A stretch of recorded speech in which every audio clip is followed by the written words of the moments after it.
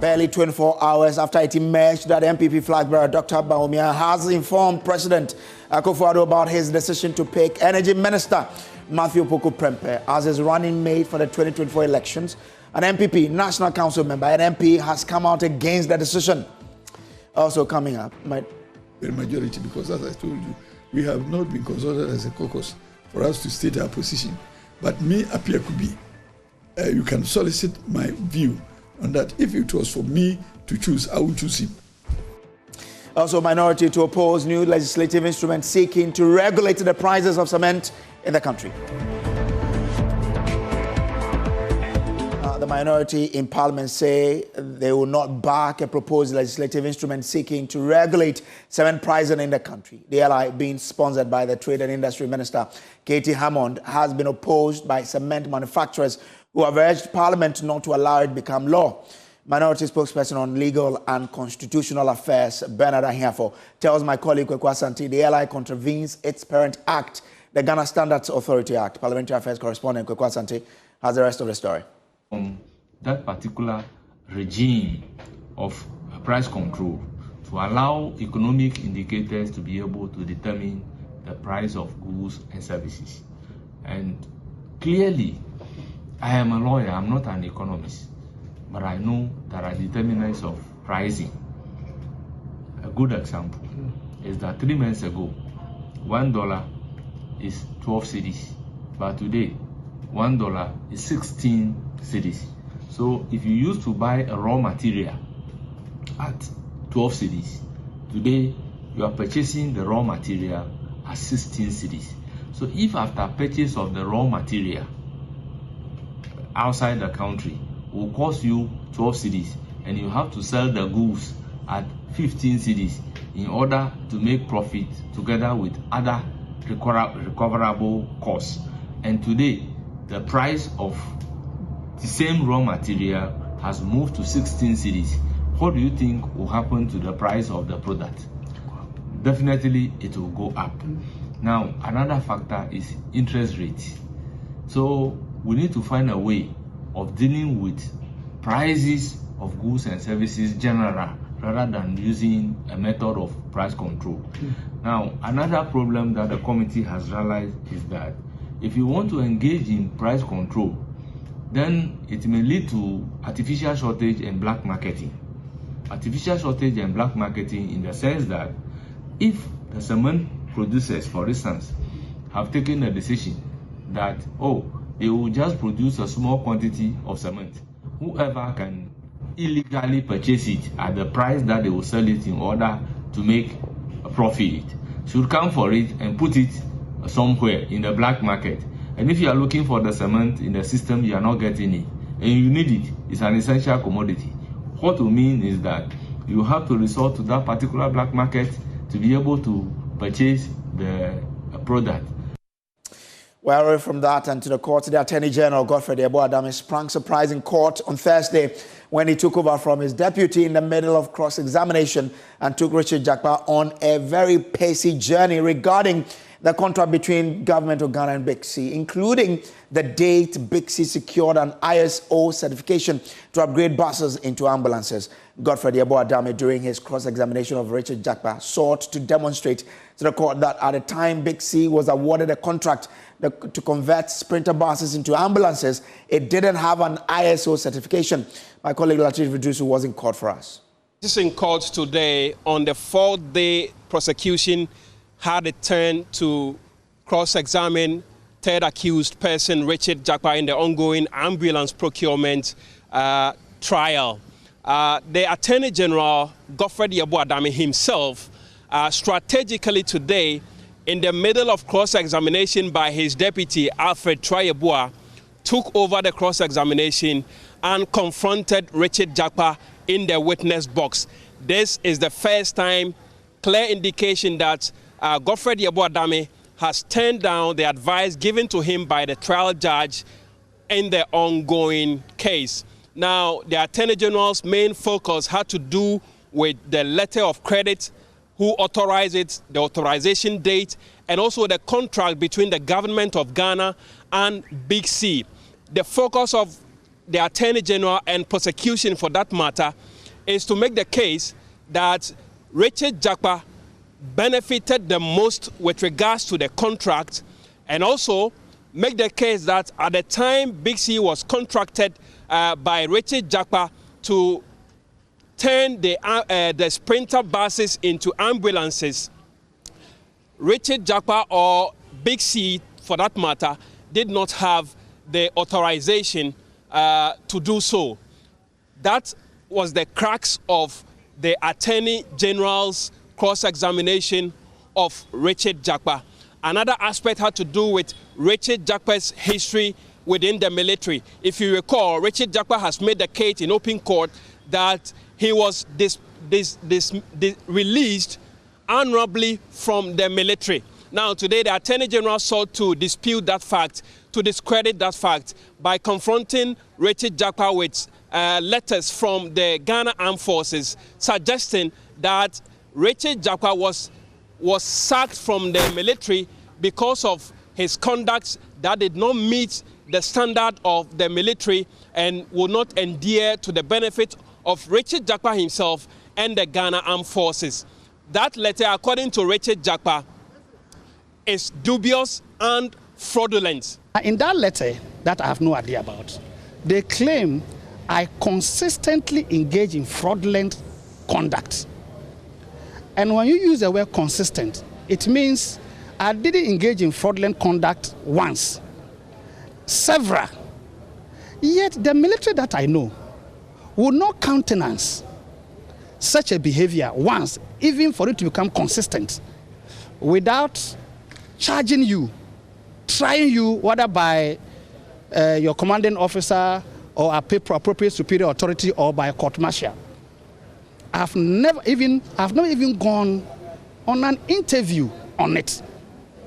I have no knowledge of all those, that such a letter had been written by 7 military officers in order to get me out of the military without my knowledge. I was never made known about that. But why didn't you make it clear to the court when you were confronted with the document? I was never given the opportunity. In fact, the Attorney General was so mischievous that he presented a document, asked me to read it per the court rules.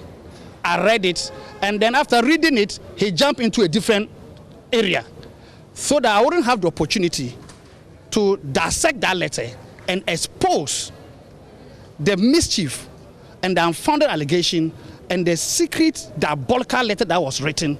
The opposition NDC has also been speaking on this matter with regards to today's cross-examination to say that they were surprised the Attorney General tried to make the point that an ISO document or certification suggests that it was the date a company has been given the incorporation or certificate of incorporation. On the issues he himself has decided to pursue under cross-examination, which is about the terms of the contracts, the role of Jakpa and all that, he is displaying ignorance. This is an Attorney General who, you heard on that tape we released, was misconstruing a letter of credit as advance payments.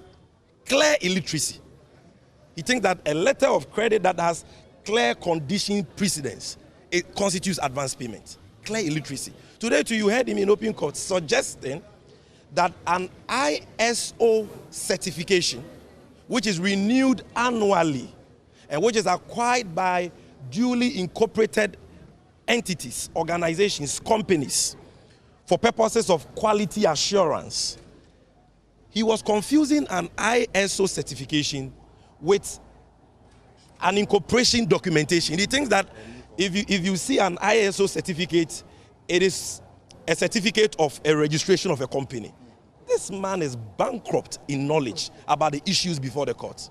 The spokesperson for the Attorney General, Wilberforce, also spoke to the media briefly and tried to clarify what the Attorney General meant when he made reference to the ISO document he referred to when he confronted Richard Jakpa in the witness box. The ISO certification in respect of, so bringing it down for all of us to understand, is that whether or not Big C, for instance, had the license or the certification to upgrade vehicles into ambulances. From what I also heard in court, and I'm not going into the merits of the issue, but from what we all heard in court, the certification for same was granted in April 2015. Now, this means that Big C got the license or were registered. That's what prosecution has presented, correct? Absolutely, that's what I'm saying. We presented the facts, and in that document, we all heard in court, and I'm sure you heard yourself in court, where the accused person read that the accused person originally registered in April 2015. So the ISO certification is abundantly clear, originally registered in April 2015. Now, this is important to note this date because this date is subsequent to when even the ambulances were procured in the country. The case has been adjourned to next Tuesday, when prosecution will yet again have a go at Richard Jakpa in the witness box, by which time it is the estimation of the court that they might conclude their cross-examination of Richard Jakpa, and then the next person to be cross-examined would be Big C. From the court complex, Latif Idris reporting for Joy News. Well, tonight, barely 24 hours after it emerged that the MPP flag bearer, Dr. Mahmoud Bawumia, has informed President Akufo-Addo about his decision to pick Energy Minister Matthew Opoku Prempeh as his running mate for the 2024 election. An MPP National Council member and MP has come out against the decision. MP for Asante Achim North, Andy Apia-Kubi, says Matthew Opoku Prempeh is not acceptable to the entirety of the MPP base, particularly members of parliament. He says the energy minister cannot go to many constituencies to campaign. Well, I wouldn't speak for a majority because, as I told you, we have not been consulted as a caucus for us to state our position. But me, Apia-Kubi, you can solicit my view on that. If it was for me to choose, I would choose him. Why? He's not my preference. Me. He's not your preference? Yes. Dr. Matthew Opoku Prempeh is... Apia-Kubi is saying that he is not my preference. But that doesn't mean that he is not qualified. Do you have a preference? Well, if there was an opportunity like that, I would express a candidate, however acceptable or otherwise, to our presidential candidate. What candidate I would want somebody. I would want somebody who will be open with the people on the ground, who will be able to deliver the votes, and who would also submit to the presidency, and who will also be important in bringing parliament closer to executive. I would probably select somebody who was more acceptable by the generals going to the war, the parliamentarians. We should find somebody who, if the presidential candidate is not there, he will hold the hand of a member of parliament and go and conduct campaign in that member of parliament's constituency. I don't see that happening in this equation. He doesn't have the qualities. He cannot hold my hand. So why would I say that I prefer him? He cannot hold my hand.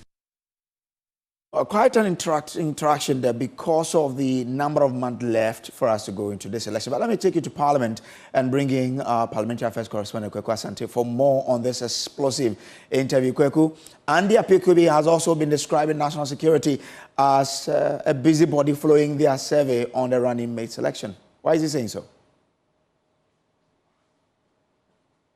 Or two ago, that the national security did in fact get a report published. Whether it did come from them directly or it was leaked, we do not know yet. But the national security said to have conducted a survey that did point out that the majority of the New Patriotic Party base did favor the energy minister, Dr. Matthew Opoku Prempeh, to be the person to partner the vice president, Dr. Mahmoud Bawumia, into the 2024 elections. He described the national security as a busybody going about doing something no one has asked them to do, but in fact, doing something in furtherance of Matthew Opoku Prempeh's bid and his ambition to become vice president. He says no one has asked him to go and do that, and they are just going about doing work as busybodies. Where in our MPP constitution does it state that at a time like this, the national security will conduct a survey Where is it? And is it the case that anybody would have instructed them to go and conduct a survey? And who did that? And if somebody did that, whose expense will it be? And why would we subject a national institution like national security to conduct a survey for a particular person? Or why would somebody come under a directive to conduct a survey in respect of one person's appointment or one person's nomination? I think national security has more to do than this survey. This survey, I find it very unnecessary. And like I said before, if I was the presidential candidate, I would even disappoint the national security and let them understand that they are busybodies in this matter. Nobody invited them into this. You would disappoint them by not sticking to the candidate they're promoting. I mean, when did it become the function of national security to be promoting a particular candidate for nomination into a position of running mate? When? Why now? And at whose instance? Well, so that's Andy Appiah-Kubida, but he's part of the National Council of the party. Kweku, does he have any indication when this name will be presented to them? But Brazil is particularly surprised that names are already being bandied about as Dr. Bawumia have been made a choice. If you look at the new Patriotic Party's constitution, what it says is that the flag bearer would have to present a name to the National Council, and the National Council can deliberate and then accept or do not accept. Over the last few days, had situations where National Council has confirmed some nominees. We have had situations where National Council has declined confirmation of a nominee. So it can be A or B. So for now, we are only just waiting on the presidential candidate to exercise his mandate of nominating one of members of the party as his running mate. Are you surprised that some names are already going around and there are talks that a name has been presented to the president and the president seems to have accepted that name? I have heard various names being bandied about, but as I know, in seasons like this, everybody wants to be heard. So people are doing necessary campaigns, and I've heard quite a lot. Is it just by constitutional details? Are we supposed to campaign for selection? The answer is no. So all those who are just campaigning, I'm sure they are wasting their time. If I was the presidential candidate, I would decline nomination of any one of them who are contesting and campaigning unconstitutionally to be recognized. I would have disappointed them because I don't appreciate the aggression people are putting into a campaign like that. It is unconstitutional and it is unfair on the presidential candidate. It's very, very unfair. He must have the peace of mind to look through the whole army and select the one who will complement his ticket. It is unfair and untoward for people to want to influence him by way of engaging other people in the media and the citizenry to campaign for it. I haven't heard and seen any presidential candidate being confronted with campaigns as we have seen this time. Well, there will be more on this particular explosive interview in the coming days. But away from that, the 14-day-old strike by the Colleges of Education Teachers Association of Ghana continues to affect the academic studies of students. Now, it is also taking a toll on their finances. A visit to the Accra College of Education revealed that some students that live in other regions have left for their homes due to the uncertainty of when lectures will resume and their increased spending since the strike began. While the ones that remain on the campus fear the strike will distort the academic calendar if it is not called off soon. Kenneth Jesse was there and reports. The Accra College of Education. This is a familiar sight. Students gathered under trees, mostly in groups, studying because their lecturers are on strike. The strike has persisted for the past 14 days with no end in sight. But these students, some of them, say that the strike is beginning to bite hard, both on their studies and finances. We are overspending because there is no strike. You'll be at a dormitory, then you wake up, you go and buy food. So the budget that you make, we are going to overspend it because of the level 400, they have minimum September to complete school. But since the teachers are on strike, we don't know whether it is going to affect the academic calendar. When it affects them, it means that those who are renting, they have an agreement with their landlords and landladies that they are going to complete or graduate in September. So they have to incur extra costs. So it's affecting us. It hasn't been easy for me personally because I'm someone I can't learn on my own. Not really basing on teachers, but I think there are some technical things that the teachers need to give us before we can really understand some things that we learn. And since they are on strike, it is really affecting me personally and the whole student populace. I'm in final year student, and this strike is having a very big effect on us. Because looking at the academic calendar, we are supposed to complete school somewhere early September. And if this strike is to persist, that means that we are going to face a lot of challenges because the colleges of education are running a system called the in-out policy. And so when you're in final year, you have to go and rent a hostel outside. You feed yourself together with other expenses. And we're also working on our project work because we are in our final year. And we need our supervisors, our lecturers, to give us proper guidance on how to go about the whole thing. And so with this CETAG strike, we are facing challenges in working on our project work. Well, the SRC president of the school has also been speaking to Joy News. Even the food we take at the cafeteria isn't enough, where we are having a reduction in the quantity of food we serve at the cafeteria to students, where students are forced to go out and even buy food after eating from the cafeteria. And so, and then the other thing is that the strike action will force the authorities to put the academic to maybe October or something, because we are looking within a range of 4 months, and we are on strike for almost 3 weeks now. And so it means that obviously the academic will have to be postponed further, where we will be incurring costs for the semester. The strike, which was embarked upon by the Colleges of Education Teachers Association of Ghana on the 14th of June, is in demand for better working conditions. They have vowed never to return to the classrooms until these demands are met by their employer. From the Accra College of Education, Kenneth Jesse for Joy News. Well, let's take you around the country and get updates from what's happening in other parts of the country. Joining us on Zoom with updates on how the strike is impacting the Ola Girls Training College and some other schools in the Central Region is my colleague Eric Asante, joining us from Cape Coast. Eric, what can you report from the Central Region?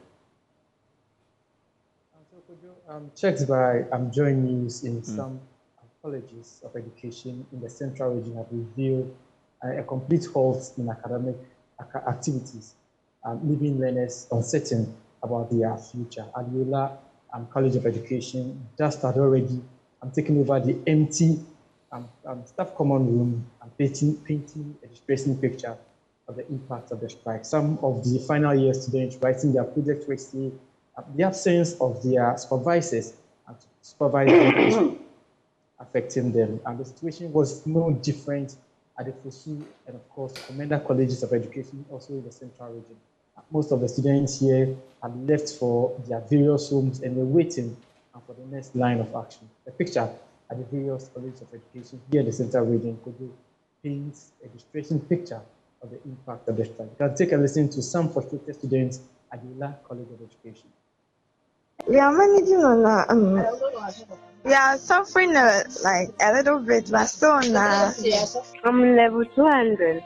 You see, this is the first semester for us. It's a new semester. And we are beginning a new course altogether. So we needed a little introduction from our lecturers before they went for that strike, so that we could continue, because there are some things that you read, we find it difficult to understand.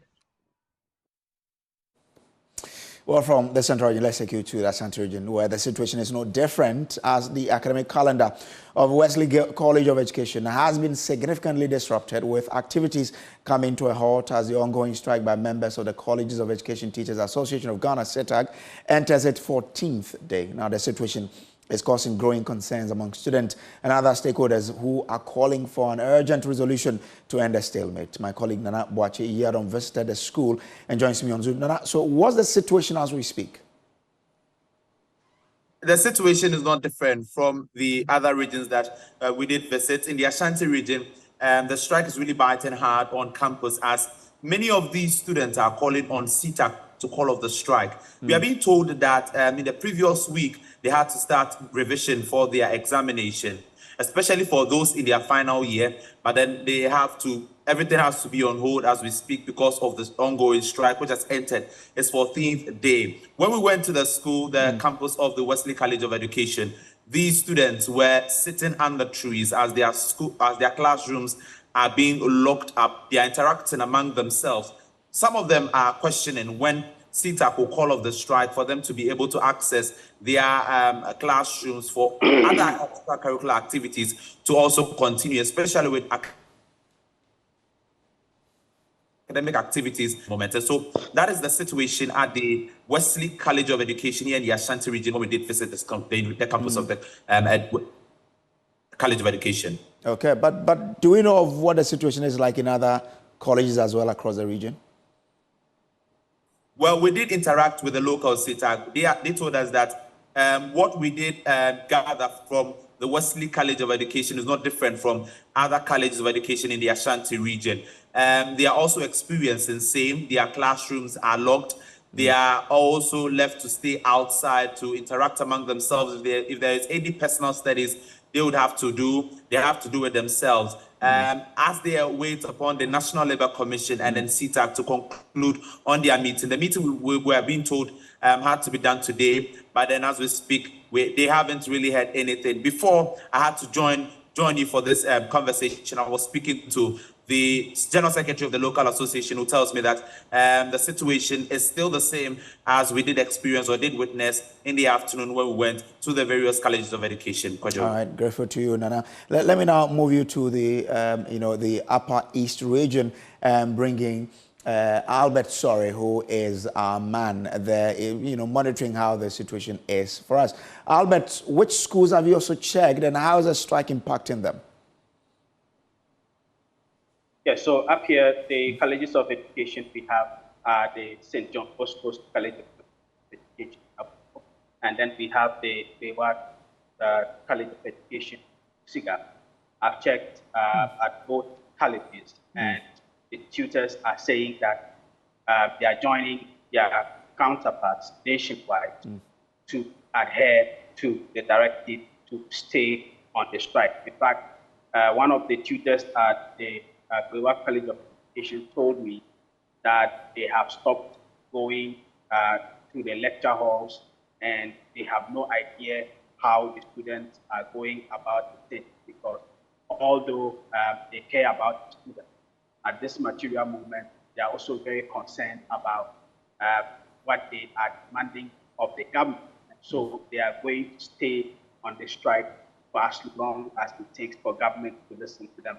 Now, at both colleges of education, the students, some of them have actually left campus and gone home, from what we understand. Those who have decided to stay are having to study on their own, especially for the final year. School should be preparing towards their final papers and project work, etc. So they are the ones, most of whom have stayed home.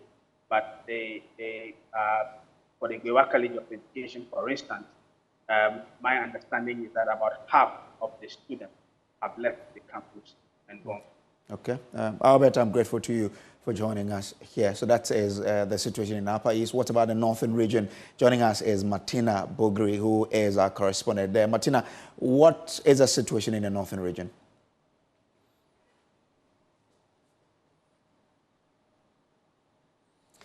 Martina, if you can hear me, what's the situation in your region?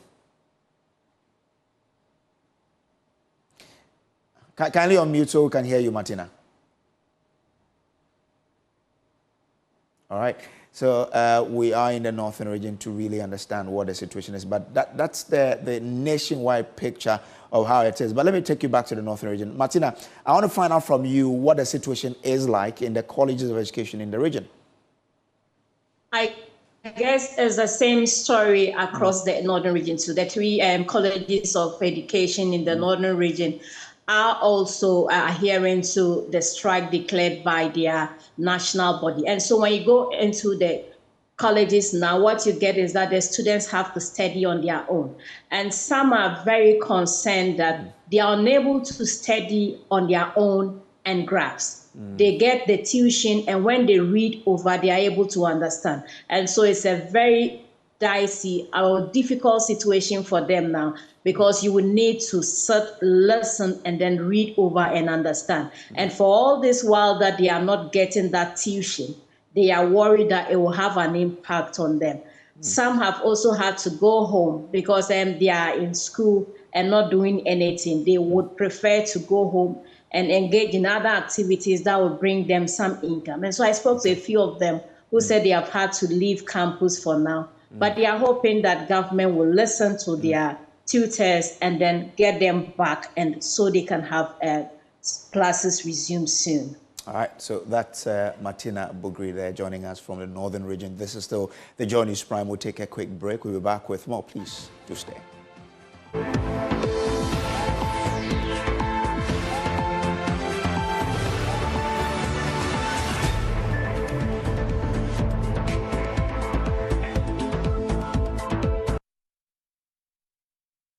Welcome back from the break. Now, the commander of the United States of America, Africa Command, AFRICOM Marine Corps General M. Langley has confirmed to Joy News that he has made travels to coastal West African countries, including Ghana, in the wake of the withdrawal of U.S. military boots from Niger. Now, the foreign troops up until May this year were deployed to the Sahelian country to monitor regional violent extremism activity.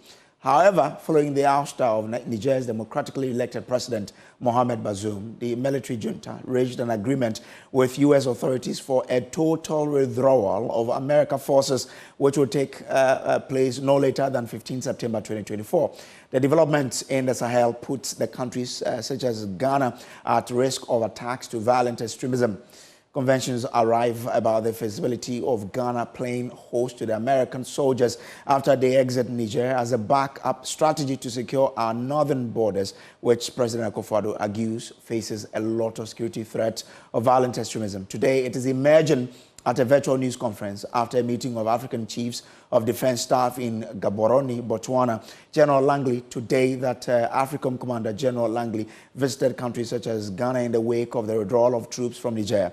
The general himself has been responding to the question as to whether or not Ghana will be considered by the U.S. military in their setup of a military base in Ghana. Listen. So the question was, how has the risk changed with the withdrawal of the French and U.S. troops from the Sahel region? I'd say the Sahel has become less safe.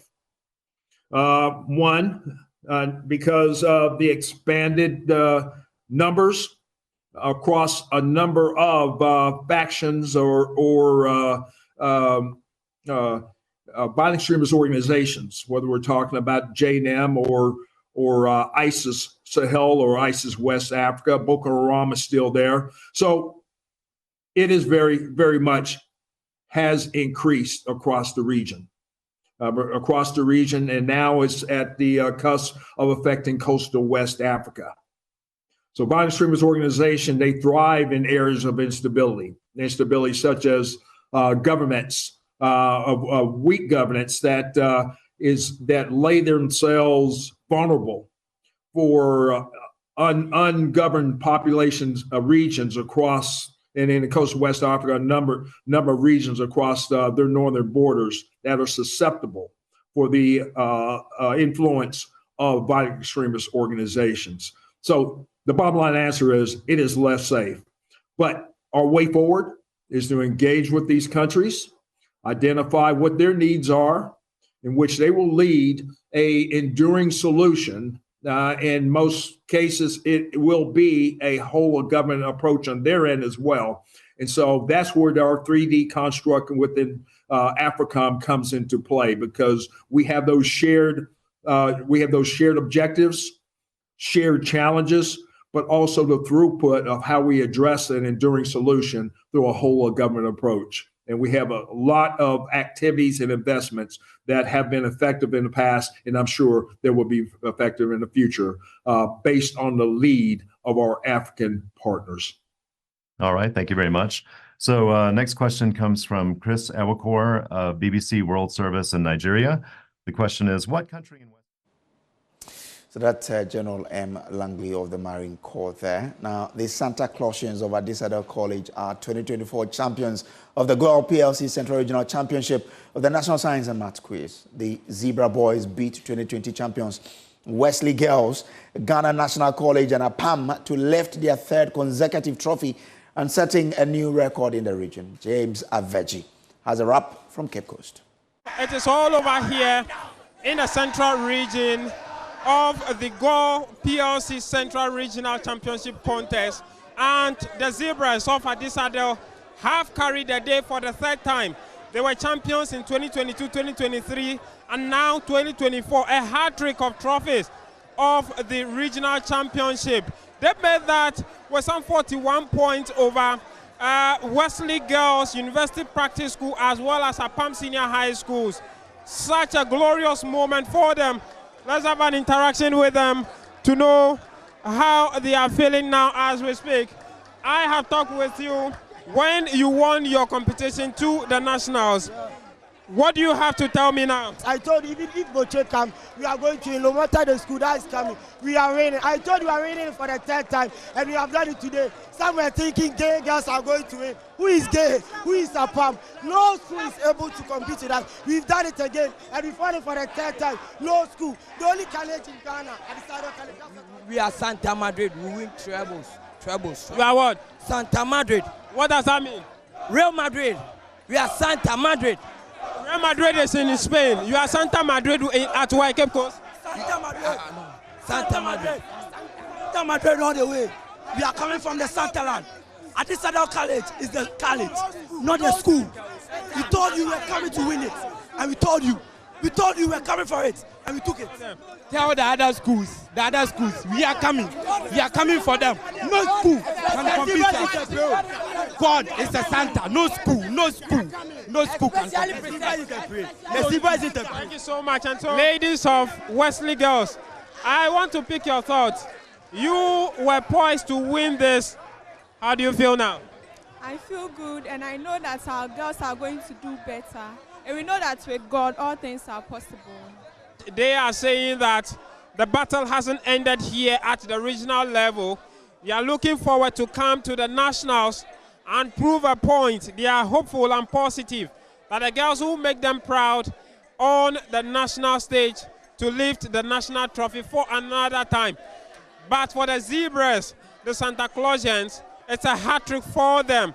Yesterday they said to be a done deal, and they have finished that here, lifting the trophy of the Go PLC Central Regional Championship for the third time in a row, back-to-back 2022, 23, and 24. My name is James Savaji from the Center for National Culture here in the Central Region for Joy News.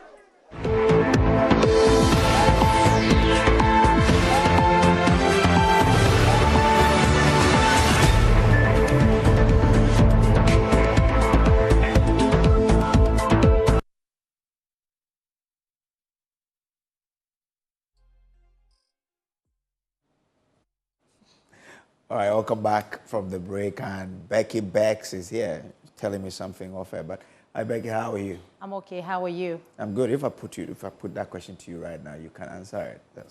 That's okay. But we have an update on Lilwin, the Asokore Mampon District Court hearing. The case involving actor Kojo Nkansa, popularly known as Lilwin, has adjourned the case to 29th of July 2024, awaiting legal advice from the Attorney General. When the case was called on Wednesday, June 27, the prosecutor assistant superintendent of police, Emilia Owusu-Ansah, told the court they had sent the document to the AG's department for study and advice. Here's a report from Clinton Yeboah. Cancer, popularly known as Lilwin, was arraigned in court facing charges of dangerous driving and negligently causing harm following his arrest on Monday, June 3, 2024. The arrest and subsequent prosecution are connected to an accident involving a vehicle he was driving, which tragically resulted in the death of a 3-year-old boy. He was granted a 50,000 Ghana cedis bail with 2 sureties by the Asokore Mampon District Court. When he reappeared before the court, presiding judge Samuel Boabeng Kwanzaa adjourned the trial, awaiting advice from the Attorney General's Department. Meanwhile, Lilwin's counsel, lawyer Nana Bonsutre Chie, emphasized that their next course of action will depend on the advice received from the Attorney General's office. What we are gathering is a criminal matter. If you have anything that we are supposed to gather, it is peculiar to us. We have to keep it tentative. It's up to us, right? And also, they have to, the police or the prosecution must prove their case for us to have a case to answer before we will be able to put us now before the court to know whether we will be able to rebut any doubt that the police has created in this matter or the prosecution has created in this matter. So for now, we cannot speak to anything with regards to how we are preparing towards the matter. We are only waiting for the Attorney General to give the specific advice in accordance with its mandates in the Constitution as well as the Criminal and Other Offences Procedure Act. What's the condition of your client now? He is well, at least by God's grace, as you've seen him. He's able to move, speak, eat. So I believe he's quite well now, though we expect him to be better as he used to be before this whole incident happened. So he's well. Reporting for Joy News, my name is Clinton Yeboah. Now, Ernest Wiafe Cranton, a member of the defunct music show, Dunsin, has cautioned up-and-coming musicians about the woes of forming music groups, recounting the journey of the group. Wiafe told TJ Slim on Daybreak Hits on Hit FM that it is not advisable for musicians to form groups or collectives. One toughest company you could ever get yourself in. Yeah. I'm telling you. It'd be hard, eh? It'd be very hard. I don't think anybody, any upcoming artist, should even think of it, of joining up in a group. No, it doesn't help. How? Let's talk about rappers. So, in celebration of Ghana's rich rap heritage, Graphic Showbiz has meticulously compiled an authoritative list of the 12 Ghanaian greatest rappers of all time. A definitive list based on lyrical content, flow, storytelling, experience, language, cultural relevance, originality, vocal delivery, and wordplay. Sarkodie is on that list, or Brafor is on that list, or Chiame Kwame is on that list, Kwade, Lord Kenya, Manifest, Tiny, Reggie Rockstone, Strongman, Eno, Baroni, Guru. Nice. They're all on that list. Yeah. Guess who is not on the list? Who? Payday. Oh, yeah. I'm just wondering. Yeah. I'm just wondering why Payday is not on the list. But this particular list is compiled by Graphic Showbiz and is making waves. People like complaining about the fact that Lyrical Joe is also on. No, but really, if you look at the list, I don't know. Did you see the entire list? Yeah. The question is, who will these people push away from the list? Well, we're not asking nobody to push. No, I get it, but I'm only saying that the people who are reacting, where's Payday and where's Lyrical Joe? I'm asking that who will they push out of the list? Don't push anybody out. Add everybody. Okay, no, but because it's not in any particular order. That they have defined what they're doing. They want the 12 rappers who they think are the greatest of all time. Yeah, and they've done 12. They said 12. They didn't say. Maybe it was Infinity. They didn't say Infinity. They said 12. So someone else can do 20 and include all of them. Maybe we should do 50. Yeah, Payday is a good rapper. Maybe we'll get some for 50 rappers in Ghana. If Kenyatta had followed through with his rap, he would have been on the list. Exactly. Because if Kenyatta is to rap today, he would definitely do away with a lot of them. Yeah. I have a video of the day for us this evening. Okay. Director, if you have that video, please hit it. Well, this actually comes out in September, but obviously, you know, we give you the best credible news in the whole world. Yeah. Yeah, so... I mean, we trust you for it, you know. Becky Bex. Wow. Well, on that beautiful note, we say thank you for being a part of us. But remember to brush your teeth. With Pepsodent. Exactly. Yeah. Tonight. And do same when you wake up tomorrow morning with Pepsodent product. You can do that with Pepsodent Cavity Fighter, Pepsodent Charcoal, Pepsodent Herbal, or Pepsodent Triple Protection. Because remember, with Pepsodent, every smile matters. Well, like that. And on that note, we say thank you. Up next is Pius Kojo Blackout, but there's more news on myjoyonline.com. Please have a pleasant evening. Yeah.